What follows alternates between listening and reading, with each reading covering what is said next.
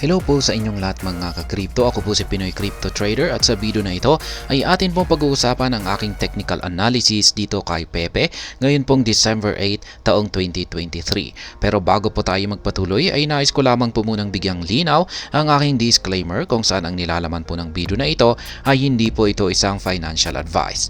For education and information purposes lamang po ang layunin nito. Maliban po dito ay nais ko na rin pong magbigay babala na wala pong kahit anumang group chat ang Pinoy Crypto Trader. Ayan, meron po kasing nagpa-request ng technical analysis dito kay Pepe. Pero ayan, ganyan pa rin po, walang pagbabago sa aking previous price projection dito kay Pepe. Yan, dahil sa nabasag po niya yung ating dating resistance line dito sa 140 kung saan ay ngayon ay isa na po itong support line ay ayan, umakyat po siya pero nagkaroon po siya ng rejection dito sa 172 na isang major resistance line. Matibay po kasi ang mga major resistance line at hindi po talaga ito basta-basta nababasag ng market ng crypto, kahit anong mga crypto markets yan, basta na-enkwentro po nila yung kanilang major resistance line ay hindi po talagang magiging madali para sa kanila na basagin ito. Kaya ganito po yung nangyari kay Pepe nitong mga nakalipas lamang na araw. Nagkaroon siya ng rejection dito sa 172. Ayan, kaya nagkaroon po siya ng isang bearish candlestick. Pero ayan, nagkaroon siya ng retest dito sa 140 na support line. At nakikita po natin na ito ay umaakyat pong muli para muling basagin ang ating major resistance line dito sa 172. Kaya ito po yung binabantayan natin. Kung pag nabasag po yung 172 na ito, ay magpapatuloy po ito sa kanyang pag-akyat. Ayan, take profit po ito, 172. Kaya yung mga nakabili dyan dito, ayan, sa support line na 60, ayan, dapat ay yung mga nakabili rito ay ayan, take profit po ito 172. Kaya ayan, para sa akin ay take profit po itong 172. Pero hindi naman lahat, hindi na magandang magbenta lang, bawasan natin yung hold natin na Pepe token. Ayan, at magbenta po tayo rito. Kaya ayan, yung aking nananatiling price projection po rito. Aakyat po ito. Kung sakaling nabasag po ito, ay meron na naman po tayong kasunod na isang minor resistance line na lang naman po rito. Ayan. Minor resistance line. Pero kung pag sakaling yung sunod po na major resistance line natin ay dito. Ayan. Sunod na price target po natin nasa 281. Kaya yan, kung sakaling nabasag po ang 172 na major resistance line natin dito, ay mukhang magkakaroon muna siya ng rejection dito sa 208. At posibleng magkaroon siya ng retest dito, pabalik dito sa 172.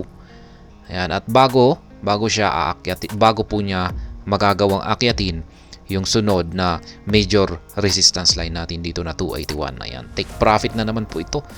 Kaya yan, pwede po tayong yung mga gustong pumasok ay syempre, ayan, dapat ay nakabili kayo dito sa 140.